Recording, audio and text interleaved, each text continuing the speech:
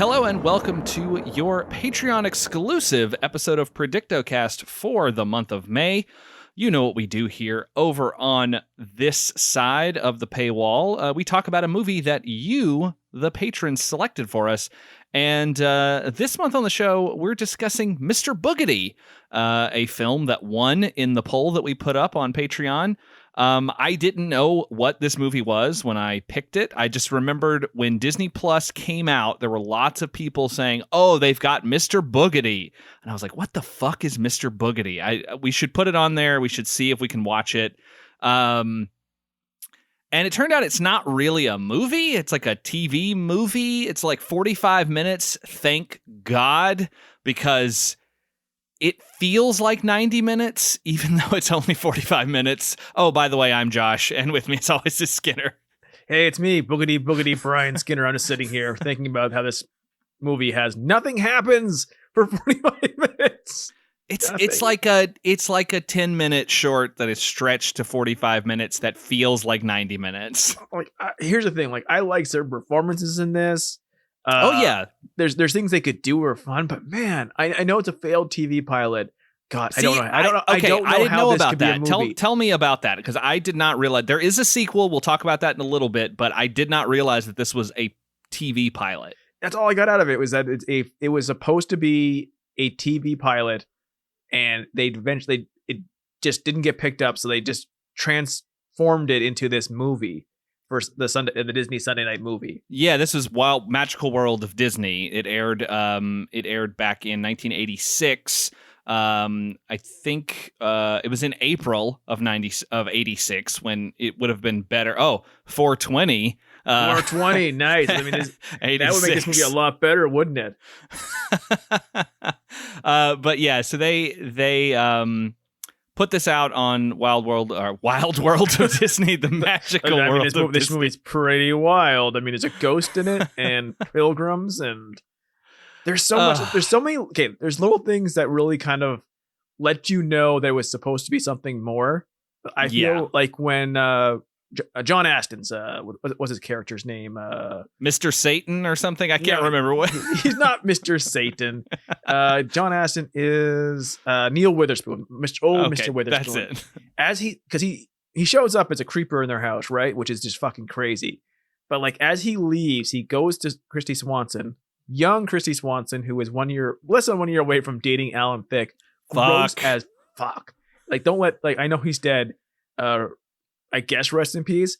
Don't forget that as a late 30-year-old man, he dated what looks like at this point a 13-year-old Kristy Swanson. She was, you told me she was 17 when they started dating? Yes. Supposedly, and then they got engaged when she was 19. Keep it nice and gentlemanly. Fuck that. Yeah, he's gross. Alan Thicke and Jerry Seinfeld. Yikes. But remember, they dated very young women. Never forget. But John Astin's walking out. He walks by Kristy Swanson's character, whose name doesn't really matter, but it's Jennifer because it's the 80s. And he goes, That is a very 80s girl name. You're right. Oh, I knew so many Jennifers back in elementary school. So many Jennifers. And there's just no Jennifers anymore. But he goes to her, he leans over to her and goes, I have a son your age, an unusual boy. And that's it. There is no son in the movie. Why would he say that? Maybe there was supposed to be, and if it was a TV show, that would be a character who would be weird and eventually her boyfriend. Yeah, but he also appears to be 900 years old. Well, I like that he says, he's like, I've got a son close to your age. He's very unusual. And I'm like, what does that mean? We should have seen the son. Maybe there is a longer cut of Mr. Boogedy that it fleshes it out, and then they realized, oh well, that's not really necessary, let's cut it, and then if it becomes a show we can reuse these scenes or something later, and we can we'll somehow make it we'll extend the universe, the BCU, the Boogedy Cinematic Universe. I mean, there are 2 Boogedy movies. There's Bride of Boogedy, which is an actual movie length.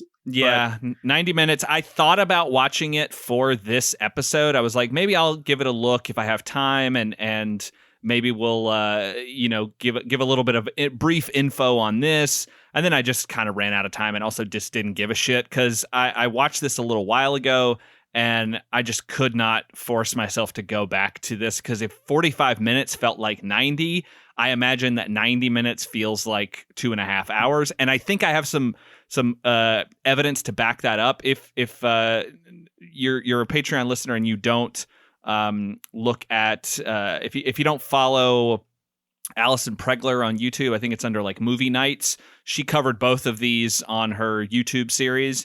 And I didn't watch all of the videos, but there's a brief little bit at the beginning of Bride of Boogedy where she says that this is twice as long as the first one with half the content. Holy shit, that's impossible. Like, here's the content of this movie. There's a dad who has big dad energy the entire movie. Yes, he does. That's it. That like literally, there's a dad who has who was going to open a gag shop. Never does. He's always unpacking. I think that's in the sequel. In the sequel, they do have the gag shop called Gag City, which I'm sure is a fucking S&M store somewhere now. I mean, his mustache leads you to believe that as well, but fucking... It's Richard Messer. He's got so much big dad energy here. He looks exactly like he looked like in It as Stanley. Oh, yes. Exactly. That's where I know him from. Fuck. I could not... He's also in the thing, yeah. But like... Yes, he's been in everything. You know this guy. Like, he's the dad in Encino Man. Like, he's dad everywhere. In this. He's all dad. Well, we also have Bud Bundy in this right before his big break. This is Kristy Swanson's first movie. We got Mimi Kennedy as the mom. Is this what led her to become a MAGA troll? God, who knows? Like, she obviously had some problems in her teenage years with her 38-year-old husband. Oh, fuck. But Jesus Christ, like, you don't have a character like, oh, I moved to this small town to open a gag shop, and then they just never do. It's just always in his living room in boxes. Yeah, I guess you're right. I mean, it does feel like they're definitely aiming for, like, they're setting up for a larger sort of world. But here's the thing, like, there's nothing you could do with this unless you're gonna make Mr. Boogedy into like Elf who lives with them. Except for he's a abusive woman abusing, child kidnapping, Puritan pilgrim magician who made a deal with Satan himself, but he also lives with them and it's funny. Like, what do you do with it? Yeah, I think like a Mr. Boogedy show would have had to have been like him escaping every now and then, but then also them dealing with the weirdness that it would have been like Eerie, Indiana. I was it thinking would have that too. been This isn't like, I could absolutely see John Astin almost as this character showing up in Eerie, Indiana, and he's the shopkeeper guy from Eerie, Indiana, whatever that fucking guy's name is. Right. I mean, like, it's one of his disguises. And like, yes, like this is family. Actually, he has to show up in spoiler, Eerie, Indiana. John Astin does show up in Eerie, Indiana. I mean, I forgot about that. I think he shows up as the real owner of that shop. I think I looked into that. Like I think in the second season, he shows up as. I'm gonna look it up right now because this is Patreon. We can do what I want. We're not making predictions for Eerie, Indiana. We're just watching. No, it's not the same thing. Yes, he shows up as Mr. Radford in Eerie, Indiana, as the real Mr. Radford. That makes so much sense because the guy is kind of doing a John Astin thing. Plus, you can't do a show like that without Gomez Addams. I love John Astin in anything. Like, yes, and he's great. He's so great. He's so weird in this, in his delivery and his facial expressions. Like, he's working at a different pace than everybody else, stretching it out for sure. But there's like times where like when he shows up at their house to warn them, which is once again crazy as fuck. Like at a point, it turns into like he seems confused why he's there as well. He's the best part of the movie by far. By far. But you could totally see this being like an Eerie, Indiana type show. The town they live in is called Lucifer Falls. I mean, okay. Like for a made for television family movie, for something that ended up on the Disney Sunday Night Movie block, the fact that they called it Lucifer Falls and the bad guy in this goofy, gag-filled family film, like, literally makes a deal with Satan. And like they don't like dance around it. Like he's like, he made a deal with the devil. And it's like, oh, they would just sand all these edges off. And they don't even make it like that edgy in this in any way. It's just like they had no problem saying Satan and calling it Lucifer Falls. Yeah, I mean the realty company that sells them the house is Devil May Care Realty. Like literally this town is a satanic town. Well, it's great. It's great. This is the Buffy Hellmouth, and we have the first Buffy in this movie. We do, but like we don't see the town at all.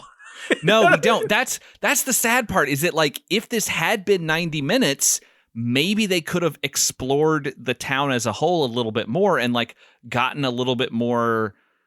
Like as much as this movie drags for being only 45 minutes. I feel like a better made movie at 90 minutes could be fun because you get to explore the town, you get to build up to it, you get to see some creepy shit all around the place, and then you find out about Mr. Boogedy. Well, the idea of it was supposed to be like a scary movie thing. Like it was literally the guy who made it and wrote it wanted to be the Airplane of horror movies. Well, he failed at that. Fucking failed at that. Like it is not at all. But no, it's not terrible. It's not even like. It's not even funny at any particular point. Unless you find gags and fake puke and ping pong balls and joy buzzers funny. Like I don't get it, but mom sure finds that ping pong ball shit funny. She sure does. Oh God. So what amazes me? So like this is a family. They're moving to their new town because there's open a gag world. What the fuck it's called? World of Gags. Gag City. Gag City. Gag me with a spoon. You'll have a ball down at Gag City. Yeah, just shove it in your mouth. But like they move this new town. They're having a picnic outside. They're doing expository dialogue. She says like, "Oh, I can't believe we're in this lame town in the middle of nowhere with no friends and no boys." That goes nowhere. And see, she could have met the son. That's the idea, but it's not in this movie. Even though he's mentioned the very unusual son. I wish that we had gotten to see how he was unusual. What does that mean? Unusually handsome. What if it had been Sean Astin?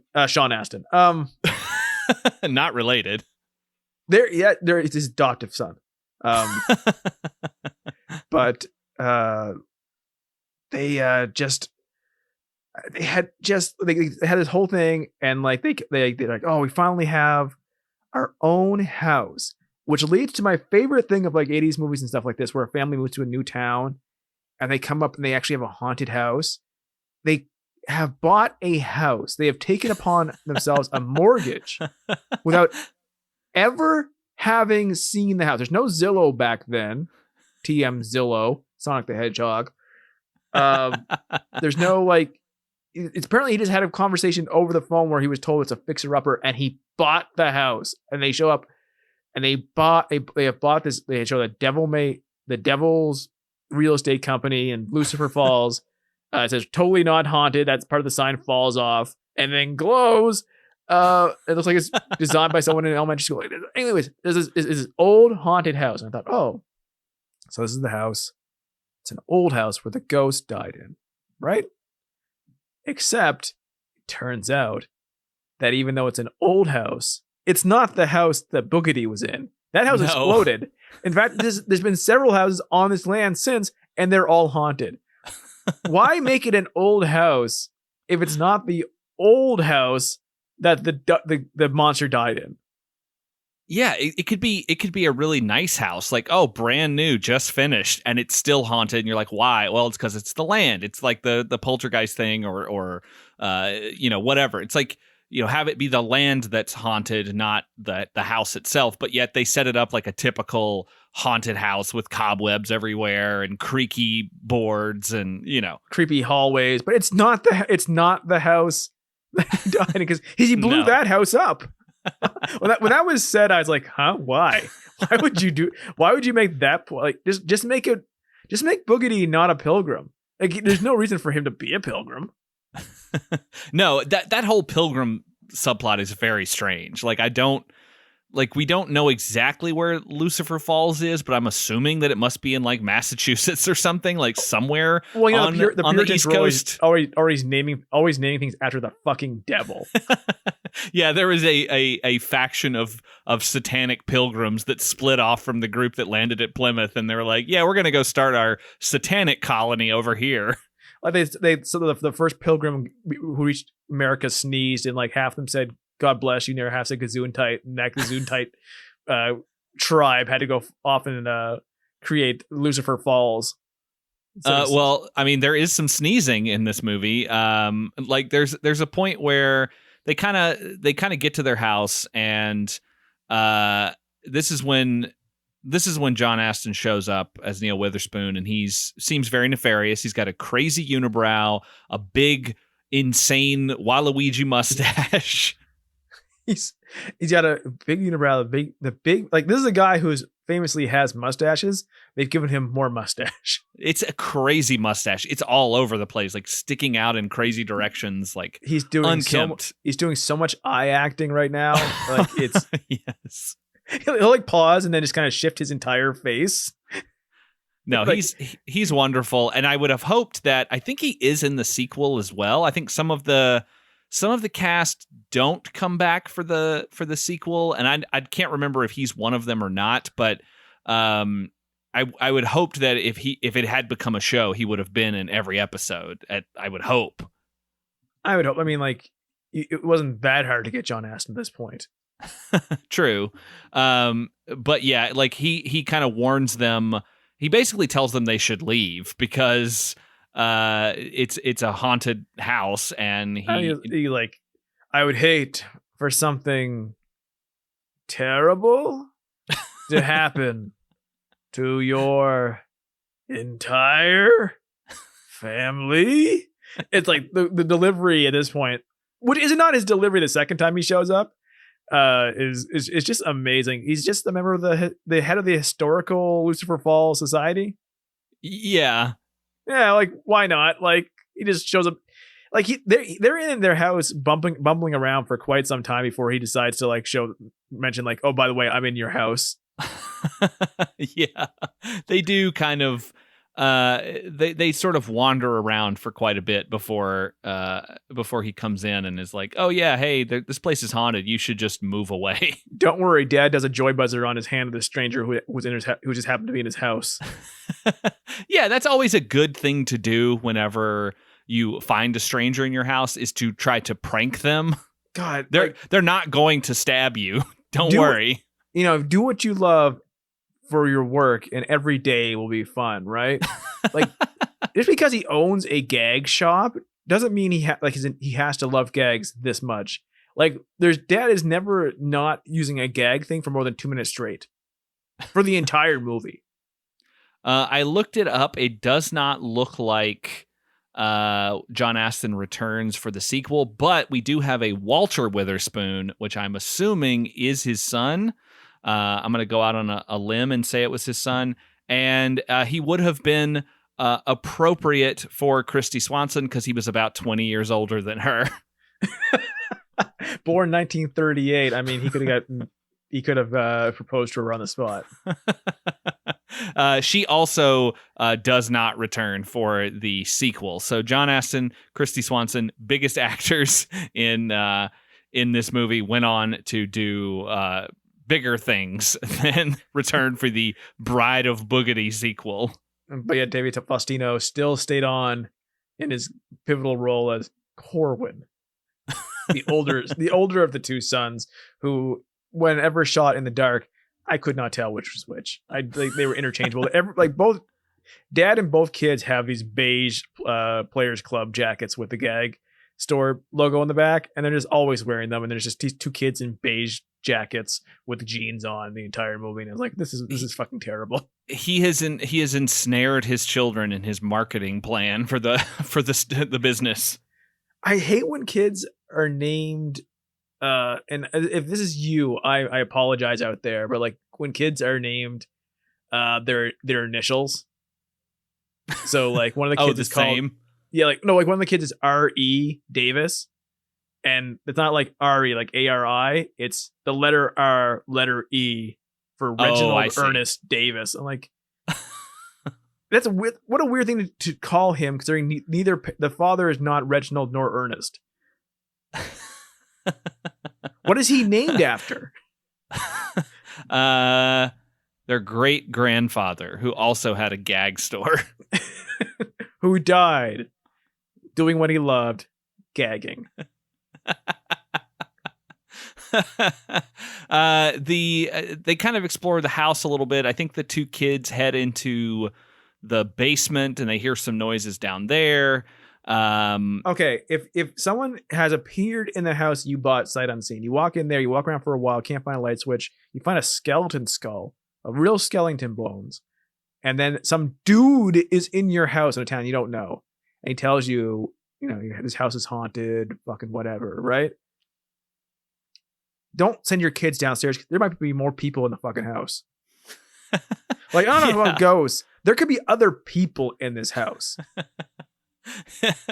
Yeah, they kind of take it all in stride in a very strange way. Like, Dad is never, he never like there's a scene gets where with it until the very end. Even then, there's a scene where he's actively being attacked by electricity and he's talking calmly through the entire thing.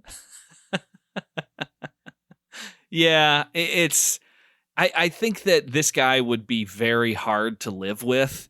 Like, he's obsessed with his gag gifts. Like, there's a point where he makes breakfast and he uses rubber eggs and fake toast.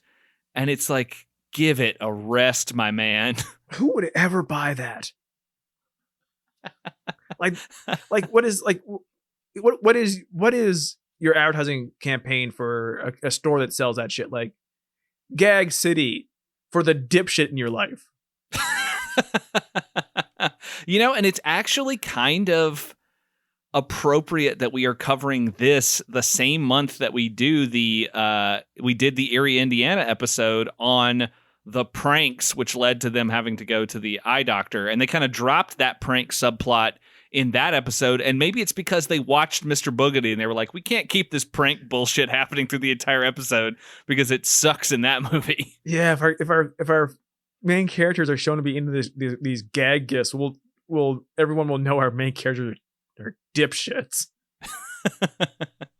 I think one of the younger kid, I think he has his teddy bear is stolen in the basement by some nefarious ghost figure. We don't see it yet, but this would be the best scene in the whole fucking movie later.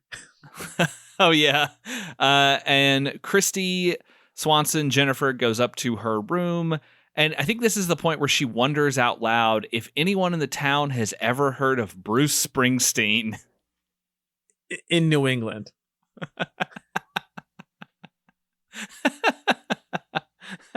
I like the idea, like only cool hip kids will know who the boss is, when now it's like the anthem of older dudes.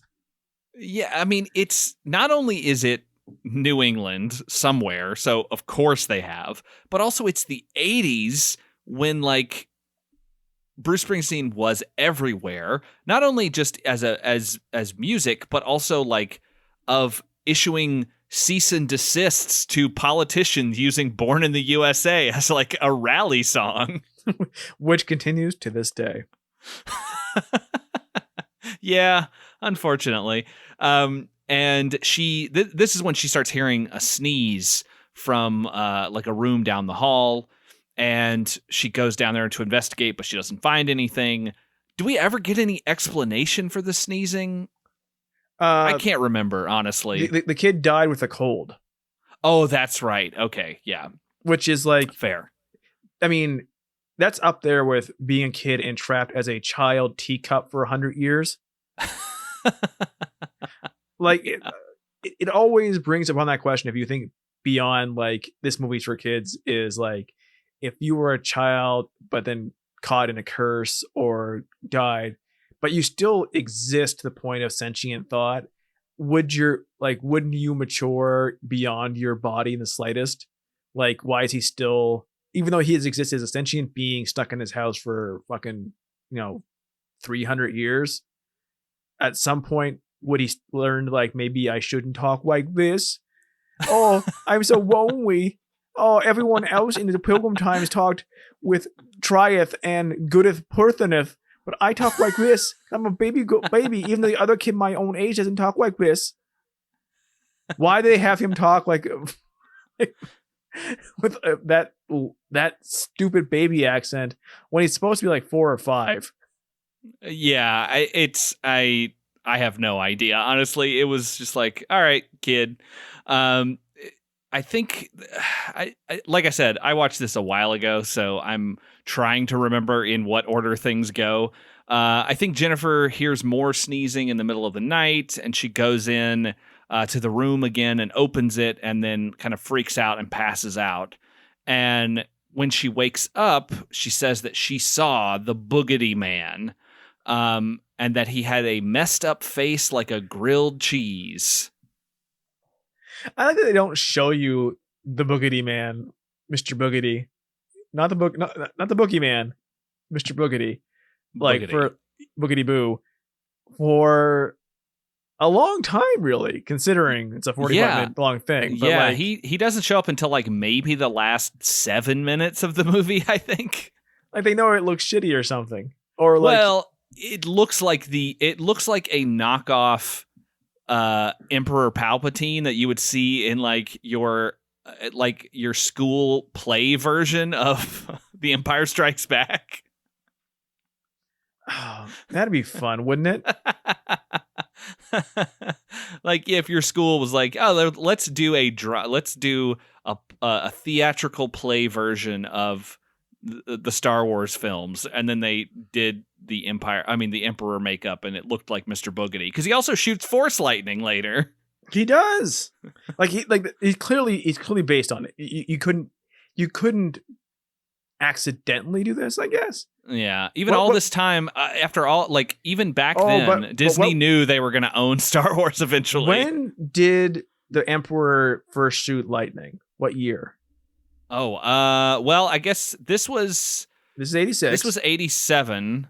It says 80. Well, no, Bride of Boogedy was 87. Yeah, 86, and then, Return of the Jedi was like 80 whatever, right? 80 whatever. That narrows it down. Hey man, I don't know. Fuck, I'm not the world's biggest Star Wars fan. 83 was Return of the Jedi. So he definitely shot it before then. So he's shooting lots of things after we've seen Rise of Skywalker or whatever. I mean, does she even know who Sheev Palpatine is in this town? No, I guess not, but maybe they were cousins or something. Boogedy and the Emperor, they like hanging out together. Well, maybe he's a descendant because the Emperor fucks. That's true, and it was a long time ago. So a long time ago.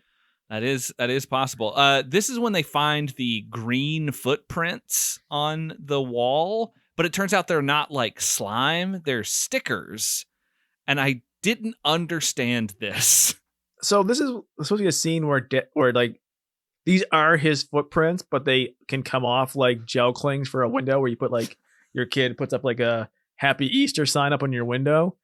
But like he pulls them off and he puts them all over himself and he's like, oh, look, Boogedy walked all over me. Ha ha ha. This must have been a joke left here by Witherspoon. Well, how does he get this technology, this gag technology? And it's just this. Why? Like I don't.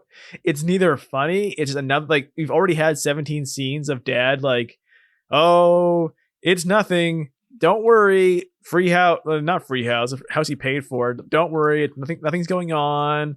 Sure, there's this dude in our house, but he left a gag. So like, what? Why?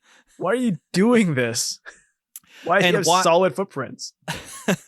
And while this movie might have stolen some things from Return of the Jedi, Ghostbusters 2 definitely stole from this movie because there's a scene where the kids are in the kitchen and the toaster starts dancing around. And I know for sure that Ivan Reitman watched this and was like, that's a good idea. I'm going to put that in Ghostbusters 2.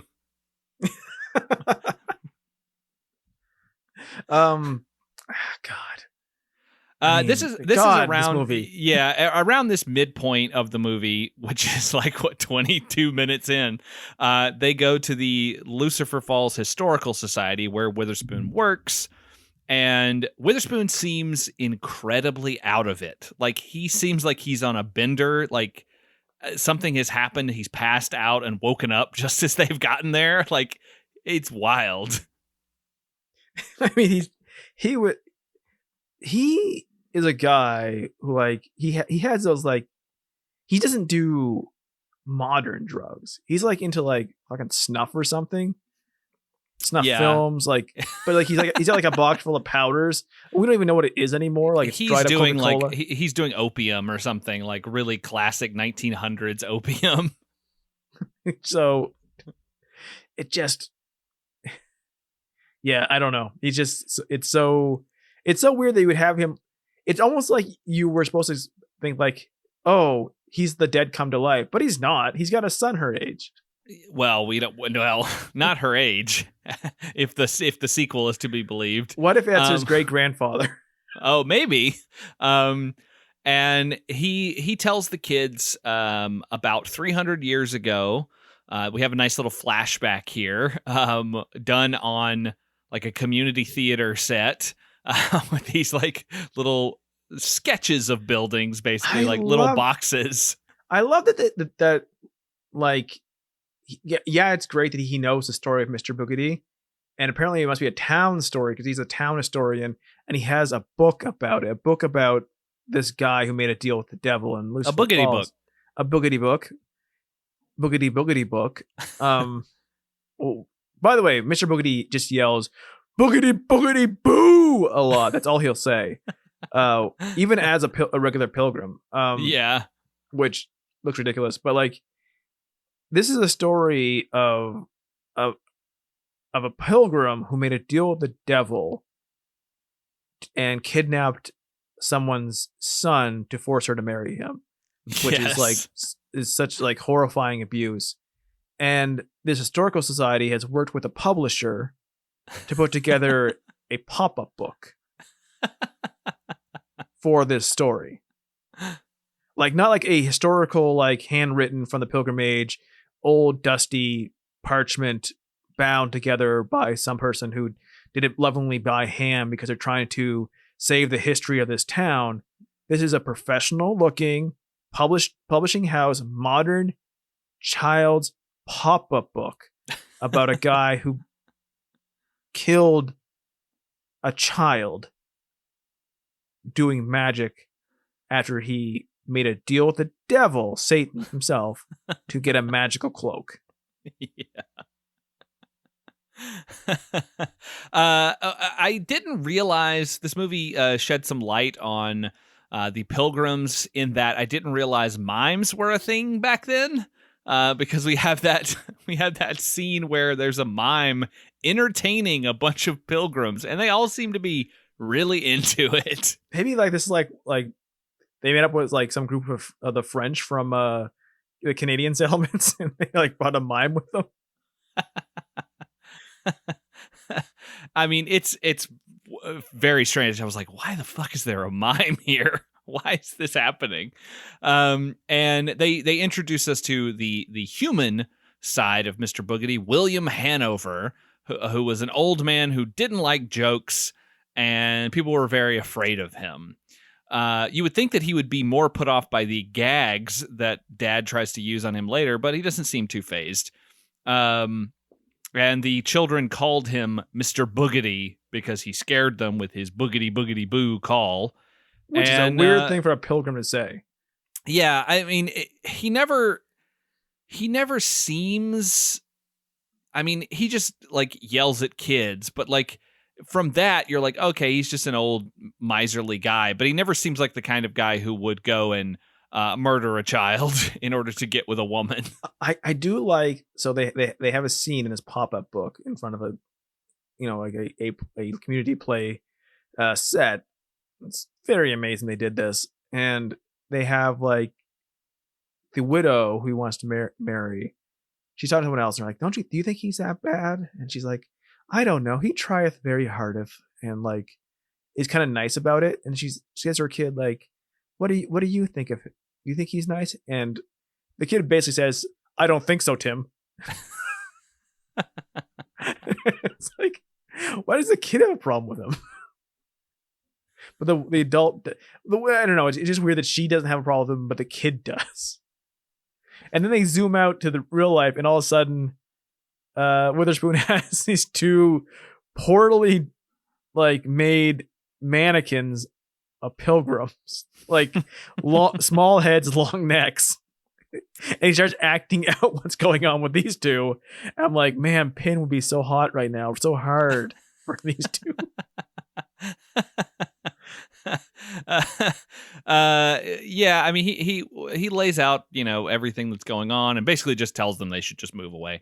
You know, pack your bags and get on the road. But they try to go, and I think they try to share this with their parents, but this is the scene where dad just gets great glee, as well as mom, from just shooting ping pong balls at his kids for a while. For a 45-minute movie, this goes on, I think, about 12 minutes, this scene. Yeah, it's a long time considering. But once again, like, it's only 45 minutes, but we've also wasted a lot of time not really setting up anything. No. I mean, so much this movie there's a is, whole, yeah, like, it's just so much of it's just, is there a ghost in the house? Dad says no, but we know differently. That's like, I didn't think Corwin and RE were characters. No, they're not really. They're not really until later. They almost become the protagonists against Boogedy versus Jennifer. Like, Jennifer kind of becomes like, it's Jennifer and the parents who are kind of not totally feeling it, and those two are actively fighting Boogedy. I'm like, wait, these two weren't characters. She was the one who was doing it. Make up your mind. Yeah, like, they hear, like, dad still doesn't believe them, even though he hears Boogedy laugh. He gets attacked by a mummy doll. And mom is like, well, we should probably call the realtor. And dad's like, no, it's fine. We'll just camp out in the living room. And then even after all of that, after hearing a weird disembodied laugh, about hearing your kids tell you that they think the house might be haunted, about being attacked by an inanimate doll, dad decides, well, let's tell a scary story. It's bizarre. Like, it's bad enough. Like, okay, like, this shit happened. Like, the pianos are playing on its own. He's attacked by this thing. Like, stuff that in real life, if something happened to you like that, you would just be like, fuck it. I've lost my goddamn mind. I can't, there's no way I'm falling asleep. He's like, well, we'll just camp out here in the same room where it all happened, which, wow. And then he tells scary stories like they're camping out, which is unbelievable. And then like mom in the middle of the night just goes out to get a drink. Like, no, she goes out to have some late night cheese. She goes out to have 64 slices of American cheese. And I'm not making that up. That's what happens. She pulls a Homer many years before Homer did it. And man, this movie influenced so much popular culture. And there's no way, like, you wouldn't trust your own house, let alone like, it's darker now, I'm more alone. But man, I am starving Marvin. I assume like whatever attacked my family in front of my own eyes isn't going to murder me as I walk to eat. I think it goes back to what you were saying earlier, was that the person who wrote this wanted it to be kind of a spoof of haunted house movies. It's just that it's not heightened enough. No, the parents are clueless, but they're not like winkingly clueless. Do you know what I mean? Yeah. I mean, spoof movies are inherently, like, if he wanted it to be the Airplane of haunted house movies, it needs to go much further, because Airplane is way over the top. It's insanely over the top. It's leaning into being incredibly dumb and goofy, and this is not doing that. Like, it still has a normal narrative. You need to have like weird gags happening at all times in the frame. If we're talking about this being like a dad who wants to start a gag city, you need to be injecting that into your movie, like putting weird like visual gags that are happening all throughout if you want it to be an Airplane style spoof. Or like, even if you want to do like a Naked Gun, you need a character like Frank Drebin, like who's not doing anything normal for any possible second. Yes, but he's also like, he's the straight man, but like he's straight in a way that is incredibly goofy because everyone around him realizes that he is doing things in the weird way, but he doesn't realize it. So you need something like that to kind of push against, and there's none of that happening. No, like instead dad, instead of coming off as like this parody of the parents who won't believe the kids because they're goofy dads, like he just comes off as like every Disney Channel TV series, Jojo Sawa, whatever, who the fuck's on these things, dad. Like he's just a dad, and he's not going quite far. He's going far enough where it's irritating that like, why would he not react to this? But it's not. He doesn't go far enough where like, oh, he's comically not reacting to it. Yeah. When mom goes to have her late night cheese, this is when she hears a tapping on the door, and she looks out and sees a ghost there. This entire conversation is pretty great, though. This is actually one of my favorite parts of the movie, is because she's very matter of fact about it. And I think having that kind of stuff is kind of fun, where she's like, oh, would you like to come in for coffee? And the mom starts crying. The ghost starts crying. And she's like, I can't because Mr. Boogedy won't allow it. He's kept me from my son for 300 years. And I really need, I really need to get back to him. And mom is like, oh, that's just terrible. And like, she's just very matter of fact about the whole thing, which I think is fun. I think it's funny when she starts crying. She's like, was it about the coffee? Like, whatever was the first draft of this scene was in it. Oh yeah, probably. And she goes and tells the kids about the ghost and is like, well, we have to get rid of Mr. Boogedy's cloak. Like, she's just rip-roaring to go, which I think, like, find the cloak earlier or, like, you know, bring it up before the story or something. Like, I don't know. There's all kinds of ways that this could have been done. Like the kid, like mom and dad and Jenny go upstairs to look around. The kids, the two boys go into the basement, and they find, Corwin goes down to find Ari, and Ari is fighting with the dead kid over the teddy bear. This is my favorite thing when he's doing a tug of war with a dead baby. With a force ghost. That's what this baby looks like. And like his brother, and mind you, the little one has been around for all the storytelling and backstory that the older ones have.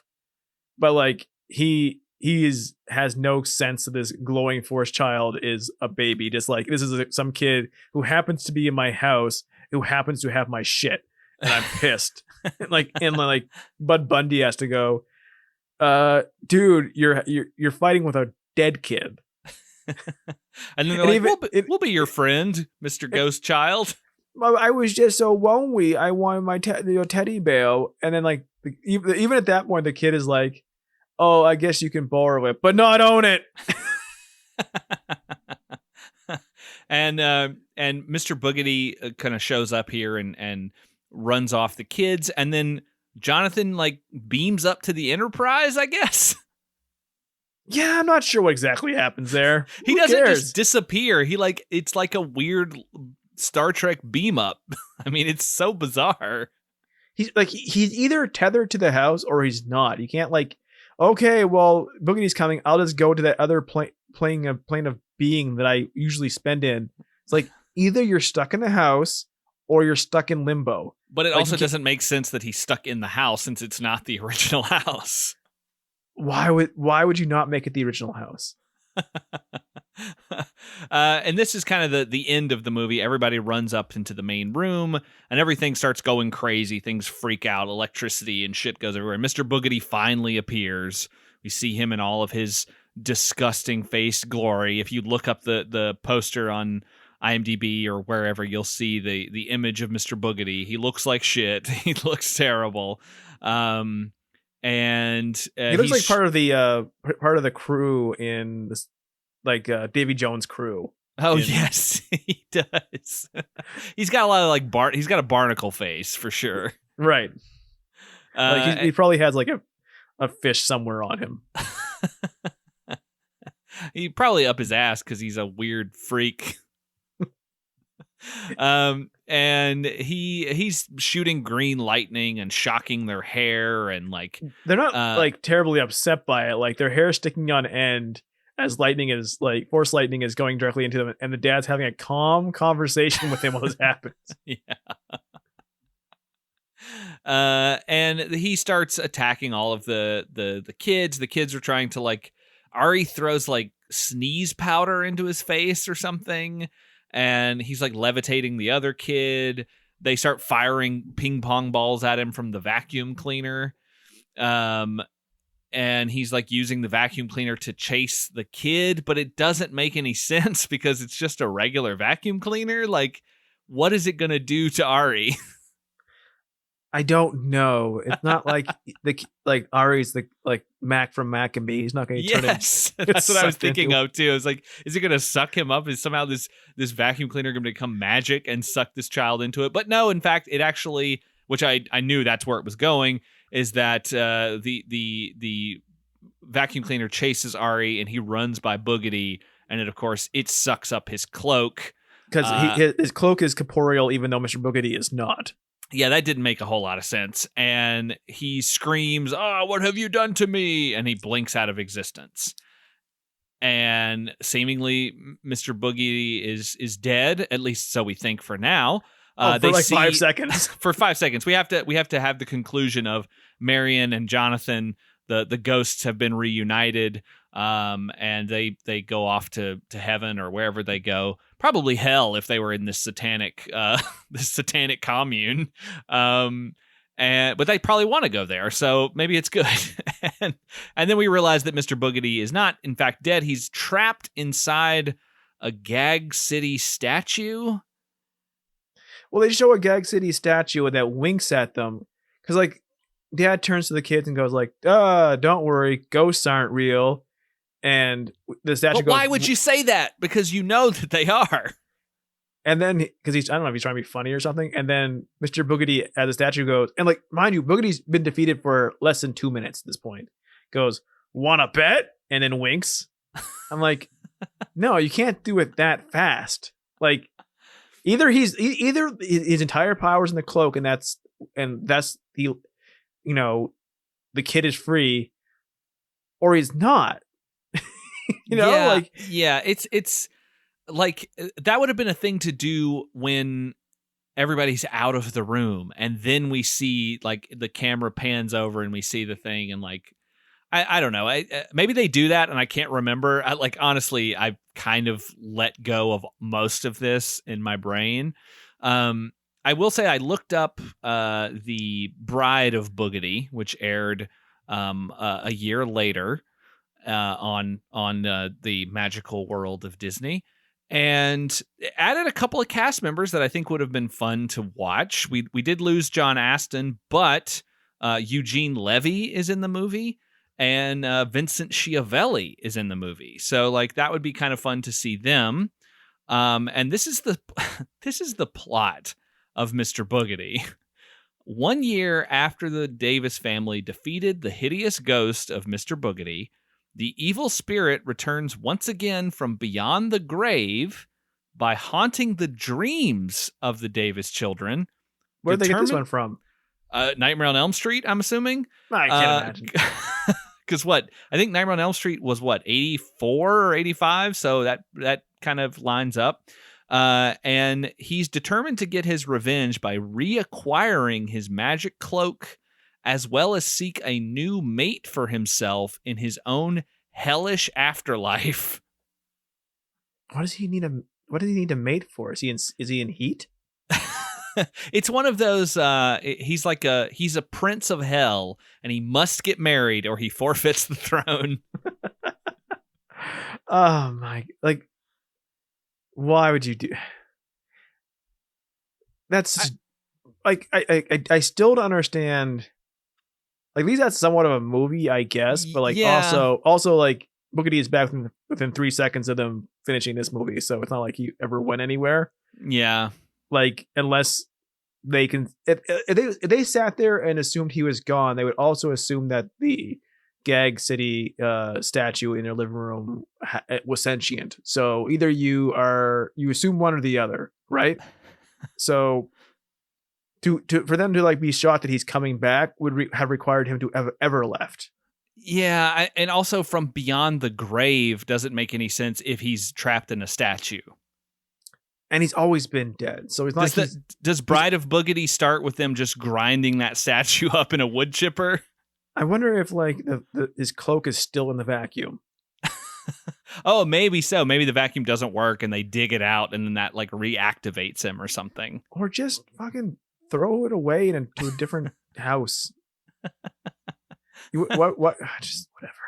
Like, and like I talked with you, like what would the TV show have been to have? I don't know. I mean, to have Boogedy in every show, like I don't think it could have. I don't think it could have. I think it would have been the Eerie, Indiana style show where you have weird things that happen in Lucifer Falls. Maybe they would have even called it Lucifer Falls. And like every episode's like a different parody of a different horror show, but like in kiddie form. Yeah, kind of. Like it wouldn't have been as like Eerie, Indiana is made for kids, but it still has like the underlying sense of menace. Like the kids can get hurt. The kids are in fear of their lives. If like, you're not a main character kid in that show, at least in the first few episodes before, like, because generally what happens is you make a bunch of episodes and then the people on the channel go like, oh, by the way, from now on, you can't do this anymore.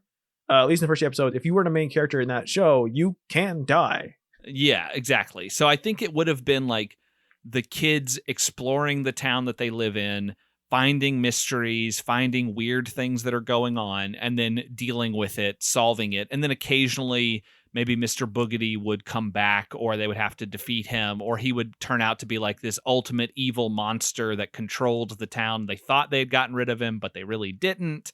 And he escaped, and he sends more monsters or demons after them or something. Like, his presence in the town unlocks ghosts or something like that. I don't know. Who fucking knows? I'm probably putting way more thought into it than they would have. But I still like the idea of Mr. Boogedy as eventually just like Elf in their house, where he just helps Jennifer out on dates and eats all the food in the fridge. And by the way, he also killed a child at some point in his life when he was alive. Well, fun fact: the kid who played Ari was on Alf, and he did not come back for the sequel because he was already on Alf. I mean, once you go Alf, you never come back. I mean, is there anything else to say about Mr. Boogedy? It's amazing that like something that's 45 minutes long could have so much padding. I'm so impressed by this. And the fact that it must have done well enough back when there were basically 4 channels which once again, Sunday night, it's on probably ABC because or CBS, whatever. ABC. 6:30. 6:30. Nothing else is on. Like, even if it didn't do well, this probably had 40 million people watch it. Oh, for sure. That I remember watching the Magical World of Disney a lot. Like that was what I loved it because they would show all kinds of stuff and you would have sometimes they would show the older things where you would get the intros from Walt Disney and like all this other stuff, and it was like, oh, this is kind of fun. And I watched that show a ton. So maybe I even watched part of this and I just don't remember it. I can't imagine why you would forget. Or like you turned it on and for the 5 minutes, the 10 minutes you watched, it was like, shit, man, nothing's happening. And you turn the channel. Yeah, that's probably what happened actually. But yeah, they aired all kinds of stuff. Just looking at the list of things that they aired in 91, Magical World of Disney aired Who Framed Roger Rabbit, Honey, I Shrunk the Kids, Ernest Saves Christmas.